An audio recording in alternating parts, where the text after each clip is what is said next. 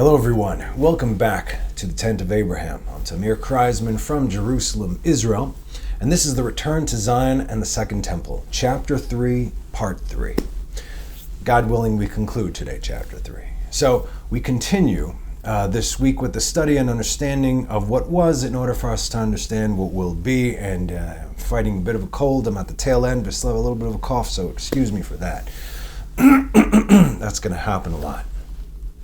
So last week we finished off with the understanding that God is the master of the universe, and everything he does is for the sake of his children Israel in order to fulfill his perfect will for good and not evil. Concluding with the words of the Ramchal that in the order of things, good will always come through perceived evil. I know it's difficult to understand, but again, we're going to have to take a look at everything in order to understand how it works. Remember the candle, right? Which is why God chose specifically to fulfill his will through a heathen king, Cyrus. Although Israel did not like that, it was irrelevant whether or not they liked that method of operation, but rather needed to receive that method and any other way that God chooses to handle his own nation through love, appreciation, and obedience. That's how we have to receive everything. Now, we discussed that Israel would have preferred Daniel over Cyrus, to which the prophet Isaiah retorts in chapter 45, "Woe to him who contends with his creator. A potsherd among the potsherds of the earth. Shall the clay say to the potter, 'What do you make?' And your work has no place. Woe to him who says to a father, 'What do you beget?' And to a woman, 'Why do you experience birth pangs?' So says the Lord, the Holy One of Israel, and his Creator. Ask me things about the signs concerning my children and the work of my hands. Do you command me? I made the earth, and I created man upon it. As for me, my hand stretched out the heavens, and I ordained their host.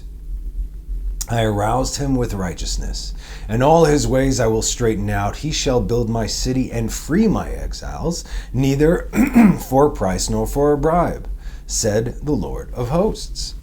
As self-explanatory as this is, we're going to explain it just in case.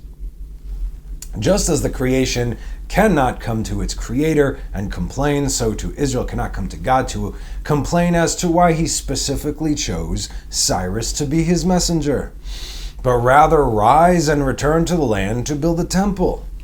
Now the Ramban brings another point on his commentary on the Torah for Parashat Bo. The book itself gives one line without context, so I'm going to give you context and a valuable learning tool for understanding Torah. Ve'hakiti kol bechor ani velo saraf. I have smote all the firstborn, I and not a seraph. Lomar ki gam hamaka tiye al yedei HaKadosh Baruch Hu. To say that the act itself will be by the hand of God. The makah is a smite, a smack, right? Lo kemelech sheyaseh nekama beson'av לפניו על ידי ספקלטורים שלו, not as a king who gives vengeance upon those who hate him through emissaries, שהם השרפים שמהם תצא אש שורפת באויביו, which are the seraphim from whom fire comes out and burns his enemies. ובכל אלוהי מצרים אעשה שפטים, and in all the land of Egypt I will exact judgment. שפטים, שופט, לשפוט, that's judgments. I'm sorry, stick with me, okay? It's difficult for me to do this. ולא על ידי השליח השלוח מאיתו יתברך לכל המעשים הנעשים בארץ. And not by the hand of a messenger who was sent from the Holy One, blessed be he, for all the deeds that have been done in the land. Now pay attention. והוא המלאך הגדול שנקרא בעבור כן מטטרון. And he is the great angel, or rather messenger, called מטטרון. כי פירוש המילה More derech. The meaning of the word metatron, or modern day Hebrew, is tour guide. More derech, right? I know some of you have had the pleasure with my brother being your more derech when you came to Israel. כמו שאמר בספרי האזינו שלח, אצבעו של הקדוש ברוך הוא נעשה מטטרון למשה והראהו כל הארץ. As written that the finger of God became Metatron for Moses and showed him all the land of Israel. ובלימודנו מובא בערוך ערך מטר, וישמע בלק כי בא בלעם, במדבר כ"ב למדבר. And in our studies we see examples of this, Metatron, right? In Numbers 22:36, that Balak heard that Bilam was coming, ששלח Metatron לפניו, because he sent Metatron before him, or a Metatron. אני, אכפת לך, אני Metatron שלך. What is it to you? I am your Metatron. I am your guide. ואל תטמע שהרי אני עתיד לעשות מטאטור לפני אדם ערל, לפני כורש. And don't be surprised when in the future I will make a metator, a tour guide or a guide, of an uncircumcised man, of Cyrus. שנאמר, אני לפניך אלך. In Isaiah 45:2. I will walk before you.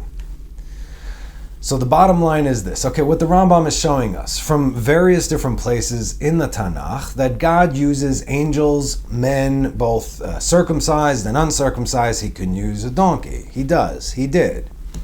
Bottom line is, what do you care? I am your Metatron. That's it. I created all things, I am all things, and everything is an extension of me, regardless of who or what it is. God does everything. We must understand this. I choose how and through what means to communicate whatever to whomever. That's it. If we understand this, we will understand everything so much easier. It's all part of the plan. Furthermore, in Bereshit Rabbah chapter 9:13, Rabbi Shimon ben Lakish, that's Rish Lakish, he said these things are very good, tov me'od. The kingdom of heaven is very good. And behold, what else is very good? The kingdom of earth. It's also very good, he says, tov me'od. The reason the kingdom of earth is called very good is because it is an image of law and order, of creation, law and order, dun dun, of creation, as written in Isaiah 45:12. I made the earth, and I created man upon it. As for me, my hand stretched out the heavens, and I ordained their hosts. Me, I made earth, and I created man upon it. I did everything. That man, regardless of who he is, I'm going to use him like a puppet. Regarding this, the Radal, Rabbi David Luria, said, this verse is regarding Cyrus, because he was created in order to pay off from Nebuchadnezzar's deeds and send out the exiles of Israel. And we can understand from this what we said in Lamentations, Rabbah chapter 2:3. Rabbi Yochanan said Rabbi would inquire regarding the verse in Numbers 24:17, which says, a star has gone forth from Jacob. We discuss this verse in various different ways. Darach Kochav miYaakov, okay? Don't call it Kochav, but rather call it Kozav, false. It was said that Rabbi Akiva used to believe that Bar Koziva, or you know him as Bar Kokhba, was the King Mashiach. I know this from the other side. Did you know? And that's why, anything he says. But, okay. But it would appear that this is really not the case. First of all, Rabbi Akiva never believed that Bar Kokhba was Messiah ben David, but rather that of him the verse, Darach Kochav miYaakov, a star has gone forth from Jacob, was written. And he was judging him based on the responsibilities of Mashiach ben Yosef, who is supposed to free Israel from under the subjugation of the nations, which we have discussed and will discuss again. So we talked about this in the beginning, according to the words of the Gra, Darach Kochav miYaakov, a star has gone forth from Jacob, is Mashiach ben Yosef. Vikam Shevet meYisrael, a staff will arise from Israel, is Mashiach ben David. We discussed the Shevet is also Shavit, the staff, comet, right? And therefore, there was no question that Bar Koziva, which is Koziva, Kozev, false, instead of Bar Kokhba, star, Kozev, right? Was neither one of the Messiahs. He was neither Messiah, not Mashiach ben Yosef, not Mashiach ben David, as he did not fulfill a single requirement of either of them. Now, before we continue, I just want to fill you in really quickly about why there was even question that Bar Kokhba may have had the potential, okay? He commanded one of the physically strongest armies in Israel's history. And they did this while Israel was under severe judgment, which means that they did not have the priests and the Levites and the Ark of the Covenant go to war with them. Those generations of the wilderness, as well as, King David, who's hands down, he was one of the greatest warriors. And they were blessed with God's favor upon them at the time. It has been recorded that Bar Kokhba had an army of 200,000 soldiers, each man missing a finger. What is this? Because he said, if you want to join my army, you have to bite off one of your own fingers and spit it out. Why would you do such a thing, right? Well, okay. Who would do such a thing? At least 200,000 dudes would do such a thing to join his army. The sages came to him and said, how long will you cause the sons of Israel to mutilate their bodies? It's not kosher what you're doing. He said, no problem. Here's a new acceptance challenge. If you want to be in my army, you got to ride upon your horse. With one arm, you got to pluck out one of the cedars of Lebanon. Within a short time, he had 200,000 more men. When the Romans would fire their catapults with a massive bowling ball type rock that shattered the walls of Jerusalem, he would stop them with his chest. He would then pick up said boulder and toss it back at the Romans, killing many. For this reason alone, Rabbi Akiva kept an eye on him and supported him to see what would come of him. Wait a minute, this guy is defeating the mighty Roman army? They destroyed 2 legions. We know this, okay? So as a result, 2 legions. This was something that was not really done back in the day. Because of that, Rome's sole focus from that day forward was to completely destroy the land of Israel and kill every Jew they could find, which is pretty much what they did. Now, it obviously didn't end too well for us, as the Romans slaughtered millions from north to south, and Emperor Hadrian changed Israel's name to Syria, Palestina, just to stick it to the Jews. Sound familiar? Yeah, thank you, till this very day. So what is this place called after Roman rule? Another explanation why Rabbi Akiva did not believe why Bar Kokhba was King Mashiach, according to Anaf Yosef, was because Bar Kokhba did not deal in the law, which is something synonymous with the responsibilities of King Mashiach, as written in Isaiah 11:4. And he shall judge the poor justly, and he shall chastise with equity the humble of the earth, and he shall smite the earth with the rod of his mouth, and with the breath of his lips he shall put the wicked to death. This is the law that we received from God on Mount Sinai, meaning the oral and the written. As we have been learning tirelessly over the past 3 years, they are inseparable. Furthermore, he was not from the line of David. And just so you know, these are just some of the characteristics of Messiah. So far we know who definitely is not. But rather, Rabbi Akiva believed that his purpose, Bar Kokhba's purpose, was to exact vengeance upon the enemies of Israel. As in, God used Bar Kokhba as a puppet, just as he used Cyrus, as written in Isaiah 45:1. So said the Lord to his anointed, to Cyrus, whose right hand I held. I made him do all these things. And as it is understood in Israel since the days of old, that there are 2 Messiahs, and that Ben Yosef always precedes Ben David, as Ben Yosef is not the one to judge the people, but rather fight the wars of God. That's what Ben Yosef has to do. So if anyone that you think was Messiah came and he did not fight the wars of God, and Israel is still in a subjugation, guess what? Not Mashiach. No. And so when Rabbi Akiva saw the physical might and victorious battles that Bar Kokhba had done, he believed him to be a messenger or deliverer of sorts pertaining only to the physical battles themselves. In Masechet Sanhedrin 93b it says, Bar Kokhba, i.e. Bar Kokhba, ruled for 2.5 years. He said to the sages, I am Messiah. They said to him, with regard to the Messiah, it is written that he is also able to smell and judge. So let us see ourselves whether he be, Bar Kokhba, is able to smell and judge. Mashiach, this is what Mashiach ben David does. He, according to the smell, right? No one has yet done this. Isaiah 11:3, and he shall be animated. Again, the Hebrew is terrible. Veharicho le'ariach, smell. Varicho beirat Hashem. He will smell the fear of God on people.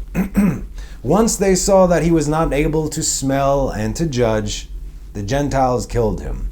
But after reading these, there seems to be a contradiction. While Rabbi Akiva looked at him as a potential Mashiach ben Yosef, maybe, because he was fighting the wars. He defeated enemies, did not vanquish them, but defeated them.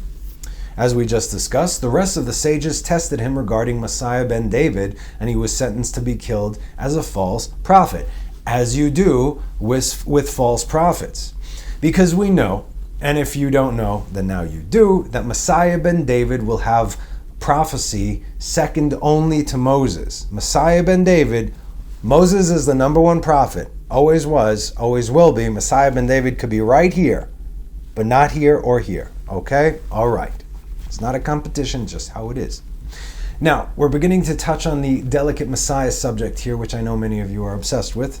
And so in the book Ha'amik Davar on Sefer Shmot by the Natziv of Vilozhin, he says in the verse in Exodus 4:1, Moses answered and said, Behold, they will not believe me, and they will not heed my voice, but they will say the Lord has not appeared to you. Now Moses did not speak negatively about Israel, chas v'shalom, that they would have little faith regarding the redemption, because they were constantly asking for it. They were crying out to God for it, as we read that God heard their cries. But rather they would not believe that God revealed himself to Moses alone, because, witnesses. But also, they did not know Moses was great in the Torah. That was taught to them by their forefathers. Because all they knew of Moses, he grew up in the king's court, he was educated in wisdom of all sorts, and this is the difference between a solid foundation and, being super spiritual. The problem with the super spiritual is that it can never last long on its own because it's rooted in very little.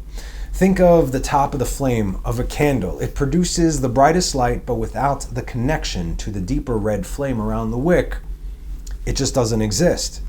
And make no mistake about it, you absolutely need both. Okay, so let's get back. So Israel only knew Moses when he came to visit them 60 years before he came back. Logically speaking, it would have been more appropriate if Aaron, let's say, would have received a revelation from God because he was already known as a prophet and a leader amongst the people. And in another article, the Natziv wrote, you can never truly understand God.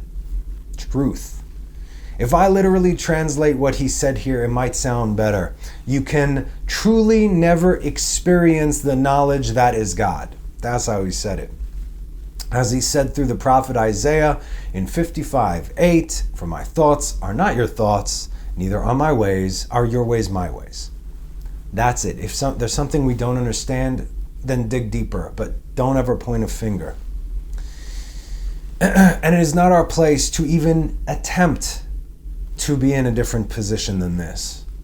And this is where we have to realize that everything that we have been discussing here in regards to the way God runs things for the sake of the redemption of Israel is that we should absolutely not question or complain to the Creator and say, what are you doing? You could say, okay, you are doing this because what do I need to be doing? But not what are you doing? Why are you doing this? You made me. I'm the creation. You are the creator. How can I say to my creator, what are you doing? This does not work, and yet people love to do this. And regarding our own free will, we must be very careful not to interfere or comply with the wicked ones who desire to rule Israel and separate them from their Father in heaven, because that is their entire function. This is their purpose. You don't want to go along with those who are saying, hey, what's he doing? And cause a rift between Israel and God. These people, they are the spiritual foreskin itself, which are called deragin de chatzifin, dargot, as levels, brazen levels, chutzpah, right? As we first mentioned from the words of the Gra. Furthermore, again, I said this before, I'll say it again, just say it, the Mashiach is not, the Mashiachim are not well-known people. No one knows them. They are not rabbis. They are not even rabbis. They're not even small rabbis. They're not rabbis at all. They're not political leaders. These are who the Mashiachs are. The people that you would least expect it. The lowest people in the land. They're going to come up. God is going to give them their wisdom, and they'll be like, yo, I think I know what I need to do. Or rather, I know what I need to do, which is why they're going to get all this resistance. Okay? All right. So, now let's take a look at how this actually worked in the field. Let's go to Ezra 1:2, as it says, "So said Cyrus the king of Persia, all the kingdoms of the earth the Lord God of the heavens delivered to me, and he commanded me to build him a house in Jerusalem, which is in Judea." Now Rashi explains the words, when Cyrus said, "Vehu pakad alai," because this is what it says in Hebrew, all the kingdoms of the earth, and he delivered to me, and he commanded me. Vehu pakad alai. Pkuda, just like pkuda is a command. In the army is like, and also mefaked is commander. Okay, Vehu pakad alai. He commanded me by the hand of his prophet to build him a temple in Jerusalem, as it is written in the book of Isaiah 44:28 to 45:1. So the last verse in 44 and the first verse in 45. "Who says of Cyrus, he is my shepherd, and all my desire he shall fulfill. And to say of Jerusalem, it shall be built, and the temple shall be founded. And then, so said the Lord to his anointed one, to Cyrus, whose right hand I held." And you get the verse. And now we're going to look at Rashi for Isaiah verses 44:7 that reads, "And who will call that he is like me, and will tell it and arrange it for me? Since my placing the ancient people and the signs and those that will come, let them tell for themselves." Did you understand the verse? God is basically saying through this verse, who can do what I do? Go ahead, you tell me. Tell it for themselves. Who can do what I do? That's why there's no question. Arranging the times, placing the people, arranging the signs. You think you can do it? Go ahead. I'll wait. So Rashi explains. Well, in Rashi language, what I just said, he also adds, regarding the future, I speak of all these things before the temple was even destroyed and before Cyrus was even born. I'm telling you what will be. And so we find that when Cyrus was shown Isaiah's prophecy, he then believed the words of the prophet who already foretold his kingship, and that's why in that same year, the first year of his reign, he started moving things along. But he didn't do everything he was supposed to do, not everything he could have done. This is where free will comes in, as we should always remember. I'm telling you this, when Joseph understood prophecy, he did everything in his power to see it through to the letter, right? We discussed he had the dreams, right? Because he was a tzaddik, and he understood that God chose to partner with him for the completion of God's will. And that's why I said, I'm going to do everything that I can, even if it means to separate myself from my father and from my brothers for just a little longer. But Cyrus, although he began the process, not only did he not complete his work, but he did so in a very lazy manner. Instead of actively leading this effort, he passively waved his hand and sent whoever, chose to go, okay, you guys, you can go build the temples in Judea, so I've been told. Now, could you imagine what it would have looked like if the king of Babylon, then he was the king of Persia, but it was still the Babylonian Empire, the Persian Babylonian Empire, Medo-Persian, and that's how the whole thing expanded. Okay, so let's say, could you imagine if he would have assembled all his troops and escorted millions of Jews back to Israel and built a temple? That actually could have happened. As written in Isaiah 45:4, "For the sake of my servant Jacob and Israel my chosen one, and I called to you by your name, I surnamed you, yet you have not known me." Who did God call by the name that he gave? Cyrus. But Rashi said, "But you have not done according to my will, because I said he will build me a city, build my city. But instead he said in Ezra 1:3, who is among all of you his people? May God be with him, and he may ascend to Jerusalem, which is in Judea, and let him build the house of the Lord God of Israel. He is the God who is in Jerusalem." Go ahead, do your thing. So says Cyrus. He gave them permission to go and removed the yoke of responsibility from himself. Now, What? God did not see this coming? Of course he did. Don't be insane. And yet, God still chose Cyrus to do his will, to show that he can freely work through all things through anyone. There is no limit. Now let's look at some end times prophecies from these verses. Isaiah 41, 23 to 29. Tell the signs coming later, and we will know, for you are gods. You will even benefit and harm. Let us talk and let us see together. Behold, you are of naught. You ain't nothing. And your deed is one of shouting. The abominable one will select you. I have aroused from the north, and he came. From the rising of the sun he shall call in my name. And he shall come upon princes like mortar, as the potter treads clay. Who told from the beginning, that we may know, and from before, that we may say he is just? Not one told, not one let us hear, not one hears your statements. The first one to Zion, behold, behold them, and for Jerusalem I will give a herald. And I look, and there is no man, and of these, and there is no counselor. And I ask them that they reply with the word, behold them all. Their deeds are naught. Of no substance, wind and nothingness are their molten images. And Rashi wrote, according to the Targum, all this matter that we just read, meaning the Isaiah prophecies that we've been discussing over the last 3 classes, is speaking of King Mashiach and the final redemption. Although, he says, I see them related to Cyrus. Now guess what? The Targum is right, and so is Rashi. And we'll see this already in next class. And then he breaks down the verses from other parts of Isaiah to prove his point that the passages we just read in 41 are about Cyrus. So let's go through them and you see for yourself who or what it sounds like here. Isaiah 45:13. I aroused him with righteousness, and all his ways I will straighten out. He shall build my city and free my exiles, neither for a price nor for a bribe, said the Lord of hosts. Then we're going to go to Isaiah 46:11. I call from the east a swift bird, from a distant land, the man of my counsel. Yea, I spoke, I will also bring it. I formed it, I will also do it. Now, Isaiah 45:11.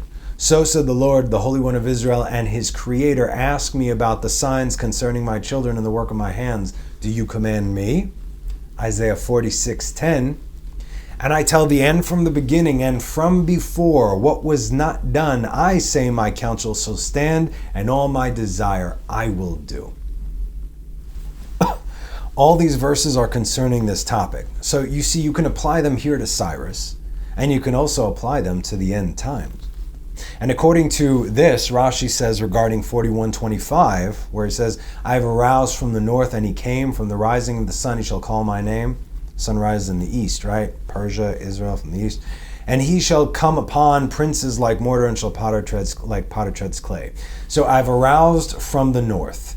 Ha'iroti mitzafon. I alone speak of things to come. Behold, I awaken Cyrus from the north to build the ruins of Jerusalem. And he came, Vayaet, to destroy Babylon.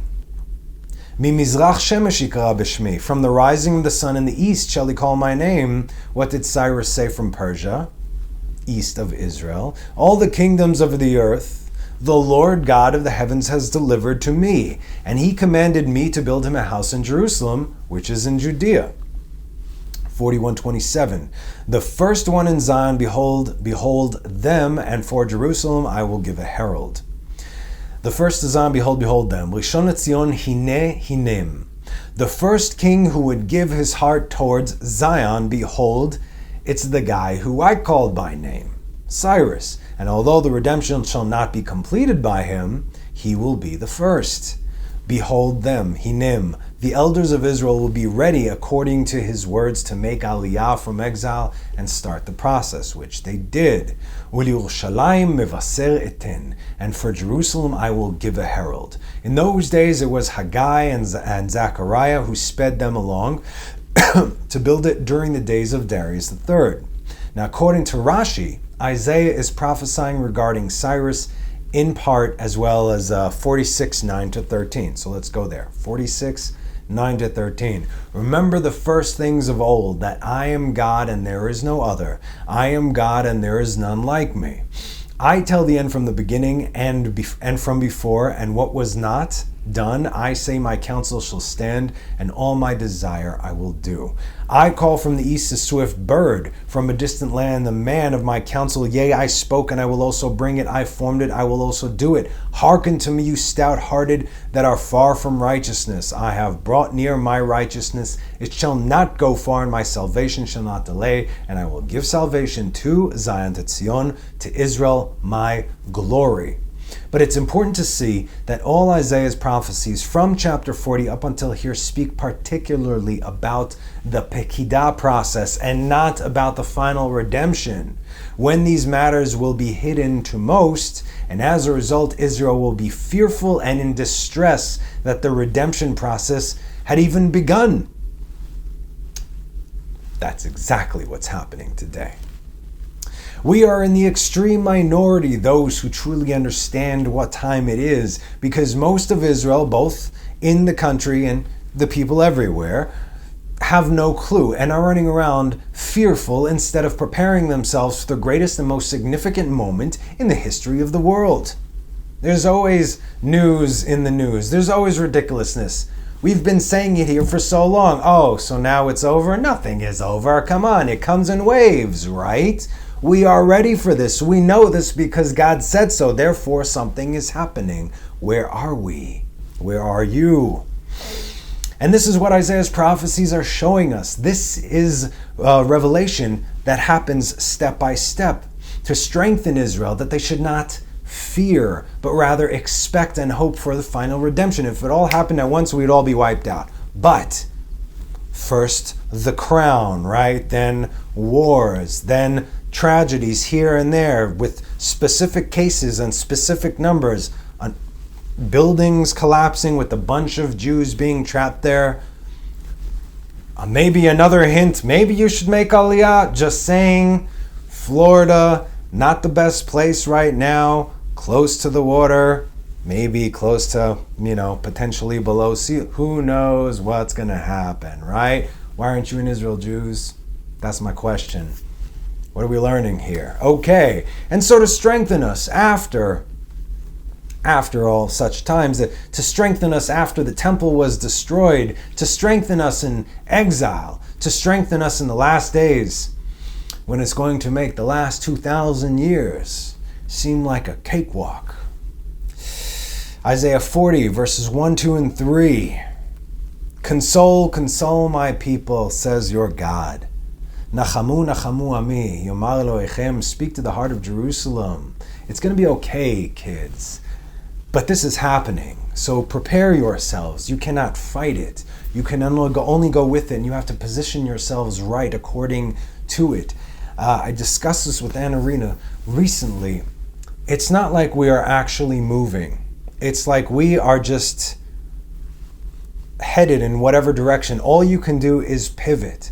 God will shift the earth beneath your feet. You just have to make sure that you are facing the right direction. Or it's almost like you could be a bunny just moving forward. That's it, just move forward.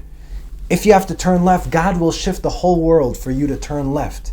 Okay? But as far as you're concerned, you go straight, and He shall straighten your paths, right? That's what this is. So it's almost like overthinking it. Don't overthink it, but you have to move. You cannot stay still. Speak to the heart of Jerusalem and call to her, for she has become full from her host, and her iniquity has been appeased. For she has taken from the hand of the Lord double for all her sins. We are way past due. We've already paid the price, you understand? Based on how long we've been in exile and the time we have left, We have completed our payment long ago. So what is going on? Every moment after that is a mercy. God is just waiting for you. A voice calls in the desert, clear the way of the Lord. Straighten out in the wilderness a highway for your God. Thank you. It's as if we are on one mind. And that voice that calls is the voice of my beloved. And lest we forget Isaiah 41, 8:2-13. But you, Israel, my servant Jacob, whom I have chosen, the seed of Abraham, who loved me, whom I grasped from the ends of the earth, and from its nobles I called you, and I said to you, you are my servant. I chose you, and I did not despise you. Regardless of what you think, so many Jews out there, they're obsessed with, again, this is not a bad thing, but it's still exile behavior. Yes, mitzvah, Torah, mitzvah. Absolutely. It is part of our foundation. It is who we are. But look up and understand why you're doing these things. The last generations didn't do this because of the Holocaust. It's kind of hard to reconcile with God after something like that. So like, okay, listen, I can't have a conversation with you, so I'm just going to do this because that's it, and I'm just going to do this. But we are not on speaking terms. And it was passed along to the next generation who didn't really know how to have it. I'm the third generation from the Holocaust. And like I said, I grew up. Where is the God of the Bible? Where is that love? Where is that connection? And I've been searching for God my whole life. And I went through hell until he sent me through hell in order to get me out of there. So I could see I had to go through the pits to get out. We're all on this. We're all on our own journey, right? But we got to get to the same place eventually. Do not fear, for I am with you, God says. Be not discouraged, for I am your God. I encouraged you. I also helped you. I also supported you with my righteous hand. Behold, all those incensed against you shall be ashamed and confounded. Those who quarreled with you shall be naught and be lost. Every nation, every individual who spoke against the Jews, lost, naught, nothing. Speak against God's people and see what happens. You may seek them, but not find them. Those who quarrel with you, those who war with you, shall be as naught and as nothing. For I, the Lord your God, grasp your right hand, who says to you, fear not, I help you. And now we can finally have a clear idea of the process of the Pekidah and then the Zechirah, going from all that and all that trouble and then coming back through this, and we're going to understand, we will understand that it was all worth it. The Pekidah at the time of Cyrus, when he sent Israel back home, and the Zechirah at the time of Darius, when the temple was completed. But what happened in between, right? There was trouble. The story of Purim. The decree to completely annihilate all the Jews came after the Pekidah, just as we saw in Egypt, right? After Moses came to Pharaoh, the time of the Pekidah had already begun. Their workload increased, as did Pharaoh's cruelty. How could this be? You sent the Redeemer. Okay, process. This is why it's called birth pangs. I know many of you are familiar with this term because it's loosely discussed, but at least now you understand the process and where it actually comes from. Oh, birth pangs of Messiah. But what does it actually mean, birth pangs of Messiah? Everything is a process. Doesn't just happen like that. No one will survive. Okay. Furthermore, in the Ramchal's Secret of Redemption, he said, during the time of the Pekidah, the light connects and internally increases greatly. Internally greatly. Like we said, this is where the shell is. Inside the shell, that's where the light increases. But this connection has its hour of revelation, and from that point, there is some time. So within the shell, you can't see it. You're outside over here. Within the shell, it increases. But that shell is not as thick as you think it is. You see, that's also like that clock ticking. It could just be a thin, oh, there it is, right? Okay. In Chidushei HaRamban from Masechet Megillah 11b, he brings up this question. After seeing what happened to Belshazzar, how he brazenly brought out the temple vessels, after he miscalculated Jeremiah's prophecy, meaning the 70 years, how could Achashverosh do the same thing? The answer is that Achashverosh believed two things. One, that he calculated the prophecy correctly, and two, that the prophecy, particularly the time of the Pekida, had already expired, since most of the Jews and most of the leaders remained in Babylon while the temple was never completed. Yeah, Cyrus, the guy before me, sent, but so what? I own them. He was obviously wrong on both accounts, as we have calculated several classes ago. And yet it is important to remember that once the Pekida process begins, though there will be more trouble until the time of the Zechira, as we have seen, there is no stopping this process. Because this is not according to man's timing, this is according to God. Or as Isaiah 66:9 says, "Will I bring to birth stool and not cause to give birth?" Says the Lord, am I not he who causes to give birth? Now should I shut the womb, says your God? No, I started something, guess what? There's a process and there's time and it's going to finish. And Rashi explains what we already understand, that once God starts a process, he will see it through, regardless of who counts what or does what. I love it when Rashi agrees with me. Now let's take a look at something from the Arizal, the Ari HaKadosh, from Shar HaKavanot regarding Purim. I don't even have time to start explaining to the Ari. Anyway, another time maybe. The fact that the issue of Mordechai and Esther happened at the end of the 70 years of the Babylonian exile, as we know, during this time, meaning a bit before, the tikkun for the redemption of Israel had already begun. And when it began, it is in regards to Dormita. Okay, what does Dormita mean? It sounds like the word dormant, right? Yeah, they're similar, right? It's only Dormita came first, right? By Kabbalistic definition, Dormita is not relevant here because there are so many definitions within this definition that'll take me 30 minutes just to explain that. But the bottom line is that this is the process of what happens when we sleep, okay? Like the explanation is just too many different definitions. Okay, you get it. But not only when we sleep, but rather when this process, Dormita, kicks in. Okay, we'll understand this better in a moment. So, during the days of the Jews in Persia, Mordechai and Esther, during their times, it was the time of Dormita. It was this time, called a time of dormancy, if it'll register better. And this was the secret of the great trouble that was foretold to Abraham back in the covenant of the pieces, Genesis 15:12. Now the sun was ready to set, and a deep sleep fell upon Abraham, and behold, a fright, a great darkness was falling upon him.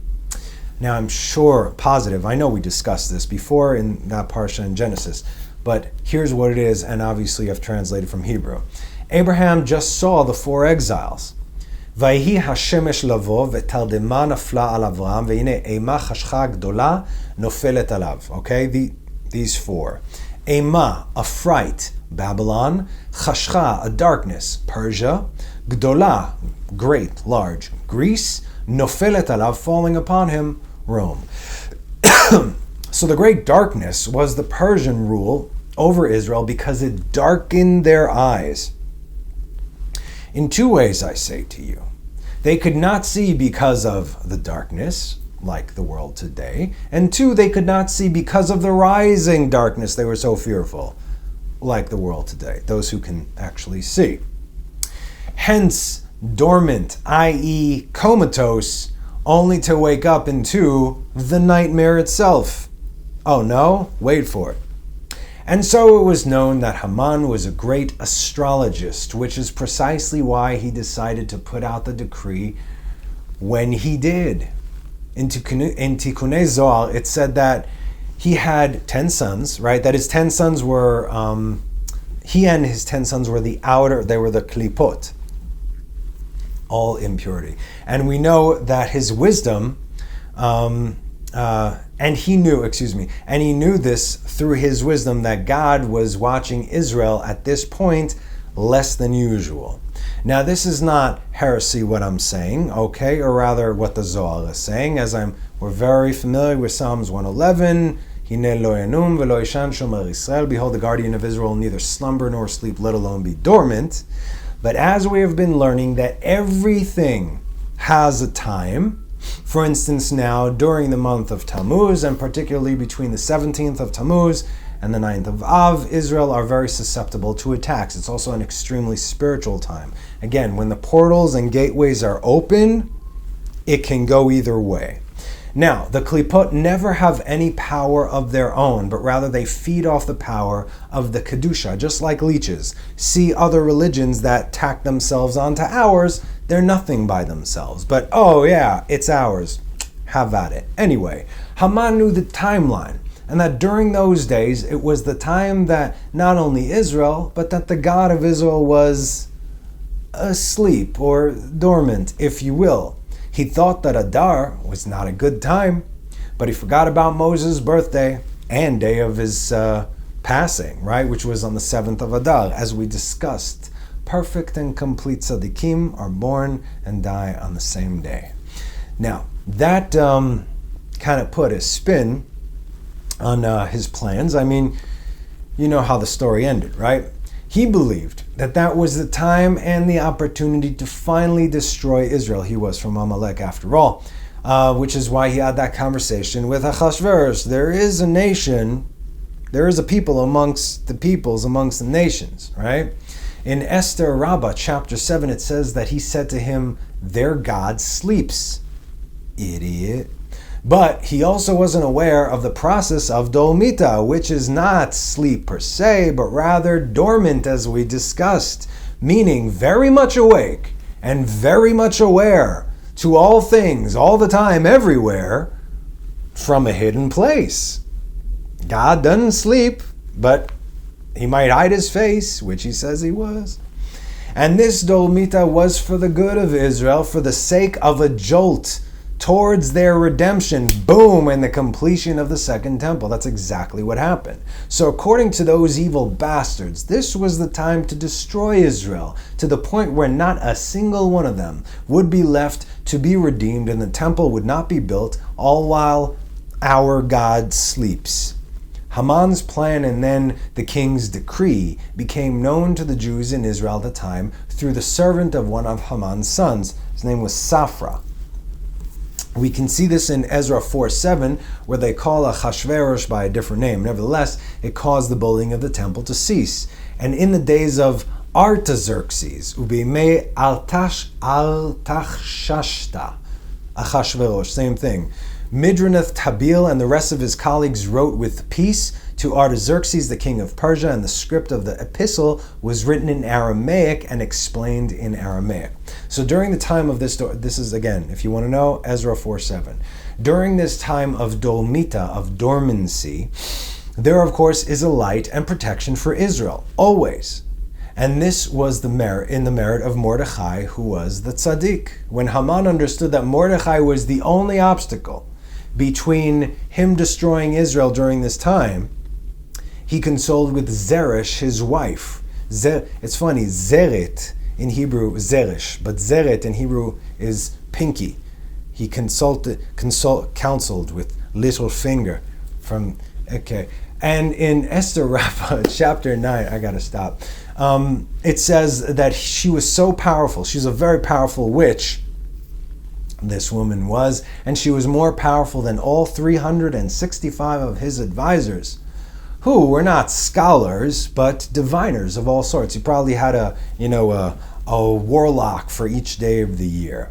And she said, kill him and hang him on the tree. Because if that were to happen, then his plan would be able to succeed. But as we know, he could not touch Mordechai because Mordechai was way too high for him.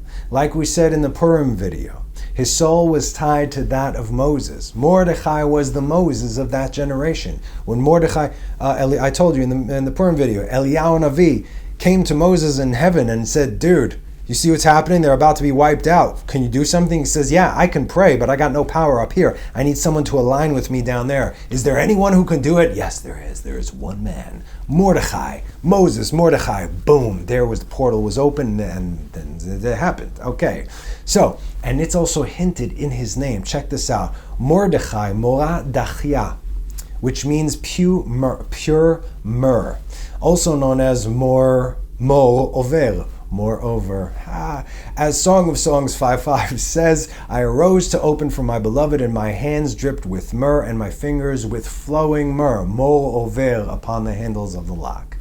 And we already discussed from the words of the Gemara regarding Song of Songs 5:4, Dodi shalach yado imon I hamu alav. My beloved stretched forth his hand from the hole, and my insides stirred because of him. Since the 7 years have been completed, it was time for the Pekidah to begin while the house of Nebuchadnezzar, along with Babylon, was destroyed. When the Master of the Universe is knocking at the door during the Pekidah of Cyrus, that's when the Dormita process went into effect. It's like crouching like a lion. It's, pretending to be asleep, walk into the trap, gotcha. As we can read in Song of Songs 5:2, I sleep, but my heart is awake. Hark, my beloved is knocking. Boom. And then I arose to open for my beloved. That's when you have the flowing myrrh, Mordechai. And this shows us that Mordechai, along with a select few, were quick to rise up when God was knocking in order to return to Israel and build a temple. We said Mordechai was the only one who returned to handle this situation. In the Ramchal's Adir B'Marom, page 579, it speaks of the second beast that Daniel saw in Daniel 7:5. And behold, another second beast. It says another and then second beast, resembling a bear, and it stood to one side. Okay? Va'aru cheva achrei tanena. Cheva achrei tanena, beast, and then two. Cheva, beast, like chaya. Cheva in Aramaic, achrei, after, and then tanena, two, meaning that it was one beast, but then it was two beasts. What are these two? One beast that is two, Medo-Persia. It wasn't just the Persian Empire, it was the Medo-Persian Empire, but then it was two beasts. And the Medo-Persian situation concluded with Haman because he was none other than the secret of Chavlei Mashiach. He was the troubles before the coming of Messiah. And this is also the secret that will likely happen in the days coming, as written in Masechet Sanhedrin 97b. God will place over them, Israel, a king or a ruler whose decrees are as harsh of those of Haman. Now pay attention, because what were the decrees that Haman put in place? To destroy, to kill, and to annihilate every last Jew in the known world. I say, children, are you waiting for this to happen? Then you will not be able to come to Israel. But don't worry. This, of course, is, it's all for the purpose of tshuva. We need to scream to God together in a way that only a decree of complete annihilation will do the trick. All right. So, we know that all matters regarding the Pekidah are done through the power of Mashiach ben Yosef, which is the root of the growing completion of the redemption by the hands of Mashiach ben David. Right? Mashiach ben Yosef, he does all this work. He fights the battles. He takes Israel out from the subjugation of the other nations. He gets Israel strong and independent, fights Gog Magog, vanquishes Israel's enemies, and finally, for the final cleansing of this entire world in existence, Mashiach ben David comes. Okay. Ezekiel 29:21. On that day will I cause the horn of the house of Israel to blossom out, and I will give you free speech in their midst, and they shall know that I am the Lord.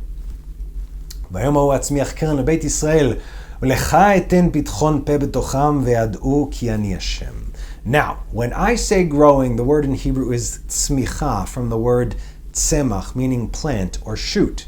Now, we have discussed this language before, and it's very particular, and it's a hint towards things to come. When we see a shoot come out of the ground, does that mean that it was just created? No. That means that it's been there for a while, rooted deep in the ground, away from everyone's sight, and when the time is right, it comes from the lowest point beneath the surface, and it grows to become a huge tree that provides, protects, feeds, gives shade, shelter, and sustenance to all. In addition to producing good fruit, who will in turn fall off the tree and create trees of their own. That's you and me. Now, the verse also speaks of the horn. In Hebrew, it's keren. But also, just so you know, the word keren can also mean ray, as in ray of light. Keren or. Hi.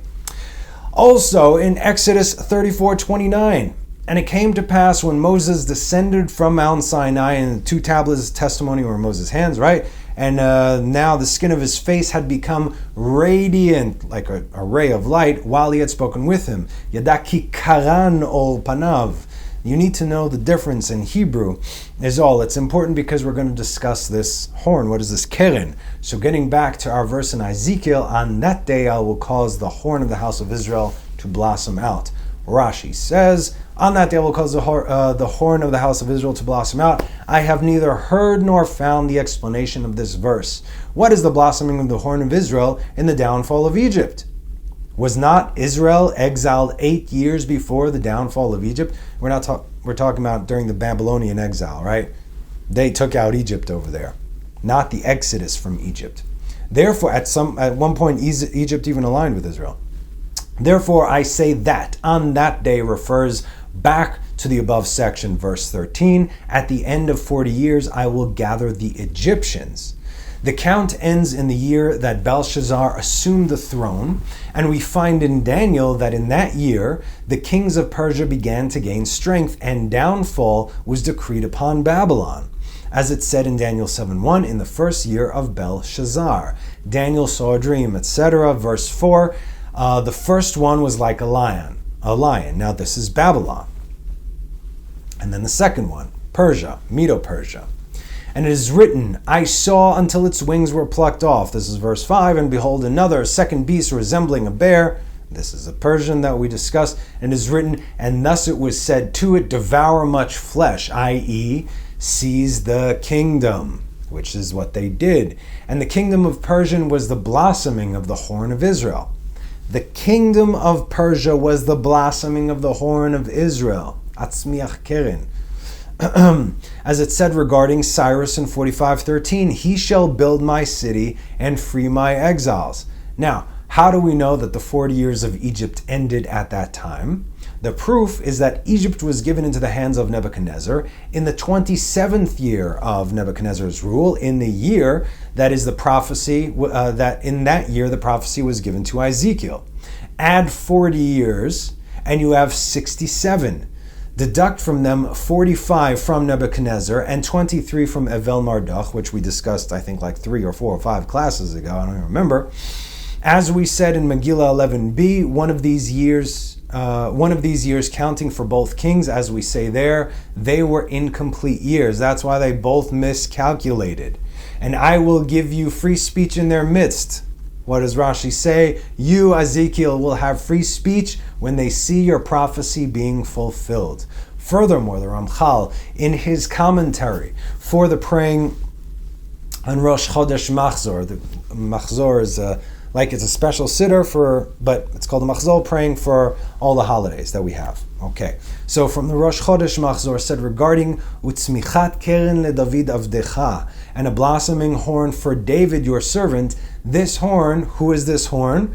This is Mashiach ben Yosef, who is blossoming for the sake of Mashiach ben David. If Israel were worthy during the days of Ezra, they would have been completed during the Zechirah process, and the final redemption would have come. As they said in Masechet Brachot 4a, Israel was worthy of having a miracle performed on its behalf in the time of Ezra the scribe, just as one was performed on their behalf in the time of Joshua ben Nun. However, transgression caused the absence of a miracle. Now, we've discussed what could have been if they rose as a solid wall, did we not? If that were to happen, they would have received the first tablets. Oh yes, the first tablets, the original. The ones that were destroyed after the golden, or shattered rather, after the golden calf. Instead, we received the second tablets and spent thousands of years rectifying what was done till this very day. Understanding that even that was part of the plan of creation. Okay, we have to understand this. So let's continue Masechet Sanhedrin 21b. Rabbi Yossi says, Ezra was suitable, given his greatness, for the Torah to be given by him to the Jewish people, had Moses not come first and received the Torah already. In other words, if there was no Moses, Ezra would be the guy. With regard to Moses, the verse states, and Moses went up to God in Exodus 19:3. And with Ezra, regards to Ezra, it states, this Ezra went up from Babylon, and he was already scribe in the Torah of Moses, which the Lord, the God of Israel, had given. Ezra 7:6. Just as the going up stated here with regard to Moses is for the Torah, which he received from the God and transmitted to the Jewish people, so too the going up stated there with regard to Ezra is for the Torah, as he taught Torah to the Jewish people and was suitable to have originally merited to give it. It's the same language used to describe both of them. Oh. I'm almost done. Come on. With regard to Moses, the verse states, and the Lord commanded me at that time to teach you statutes and ordinances. This is Deuteronomy 4:14. So said Moses. And with regard to Ezra, the verse states, for Ezra had set his heart to seek the Torah of the Lord his God, and to do it, and to teach it in Israel's statutes and ordinances. Ezra 7:10.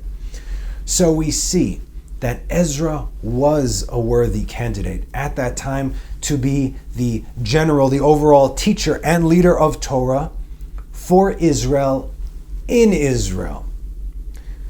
He already began a tikkun, a rectification, not only for then, for future times, for our time, the end times, since he was given permission to, get this, correct or change the Torah. Now, what do I mean by this? I just briefly want to read this next part, okay? And even though the Torah was not given literally by him, the script of the Torah was changed by him, as it's stated in Ezra 4:7, and the writing of the letter, Hanishtavan,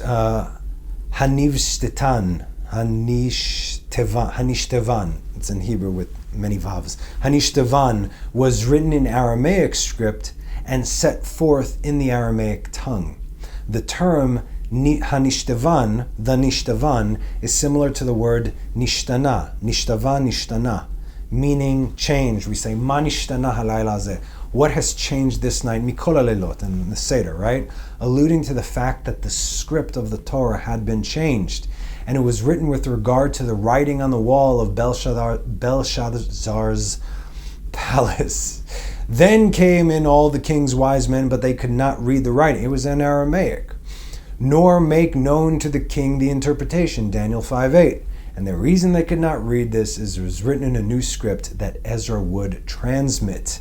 And it was written that he shall write for himself a second Torah, Mishneh Torah. What is Mishneh Torah? Deuteronomy is known as Mishneh Torah because it's a culmination of the Torah. It's also written in Deuteronomy 17:18, where second Mishnah teaches that it is written in a script that is apt to be changed. Lehishtanot. The Ramchal points out a secret regarding the actual status and opportunity they had back then, and although the lack of open miracles, something did happen. Masechet Shabbat 88a. The Torah says, and Moses brought forth the people out of the camp to meet God, and they stood at the lowermost part of the mountain. Exodus 19:17. Now we have also discussed this, but look how they're bringing this into this context. Rabbi Avdimi bar Hama bar Hassa said the Jewish people actually stood beneath the mountain. It says tachat hahar, underneath the mountain, not at the foot of the mountain. And the verse teaches that the Holy One, blessed be He, overturned the mountain above the Jews like a tub and said to them, if you accept the Torah, excellent. But if not, this is where you're going to be buried. Rav Acha bar Yaakov said, from here, there is a substantial caveat to the obligation to fulfill the Torah.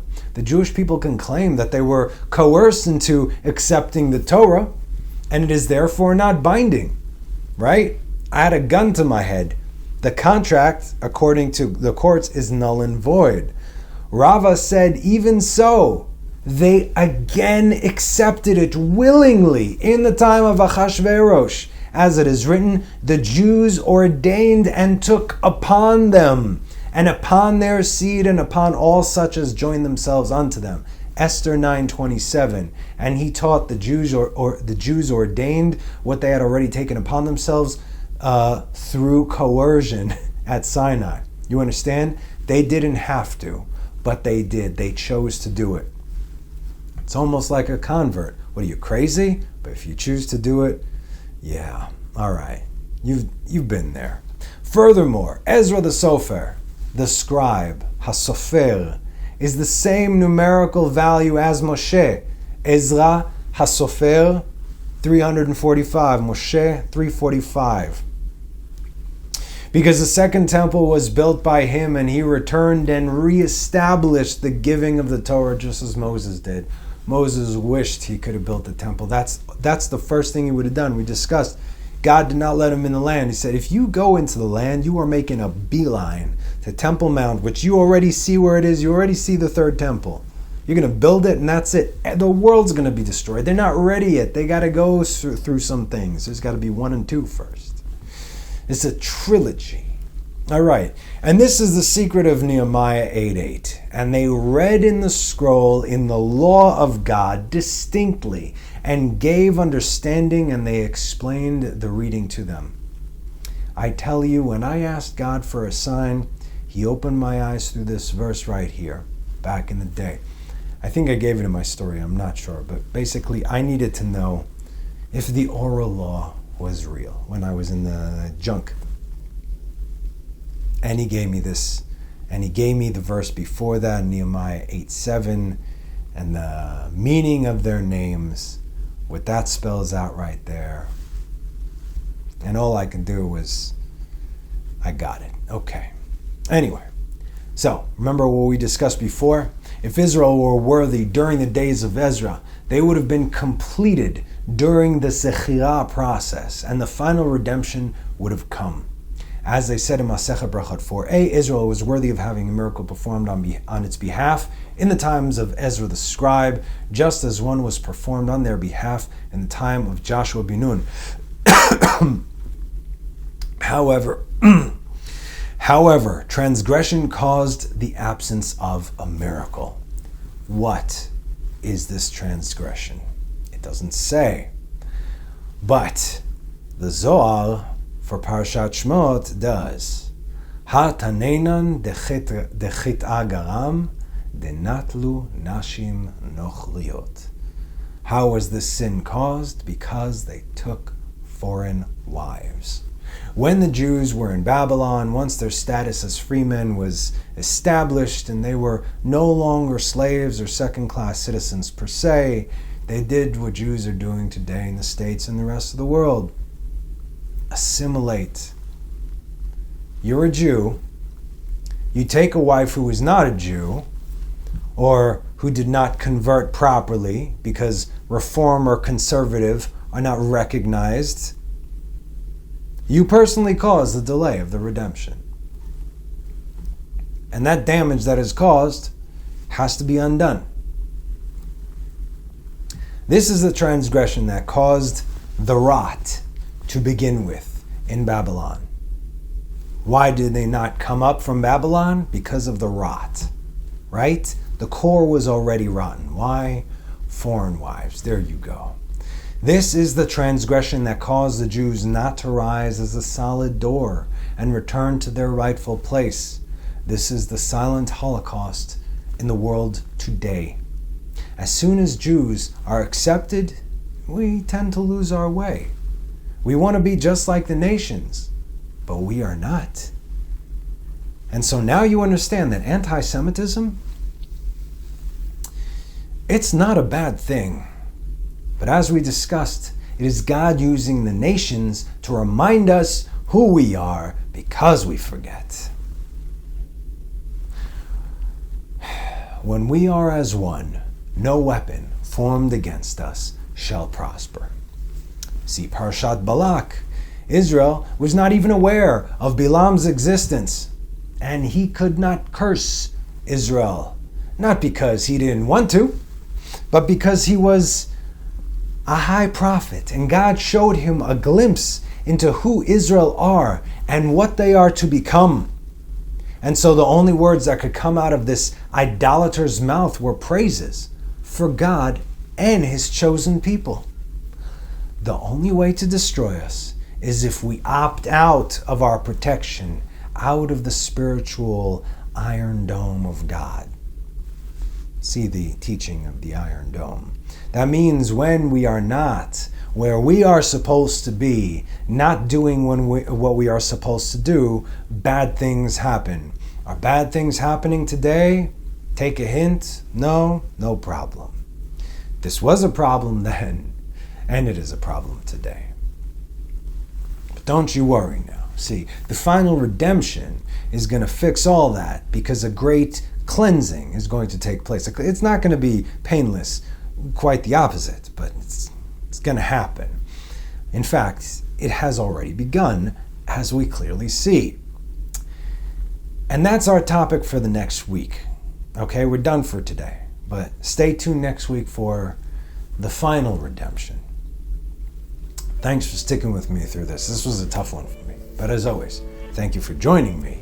Have a wonderful rest of the week, and have a Shabbat Shalom. Bye-bye.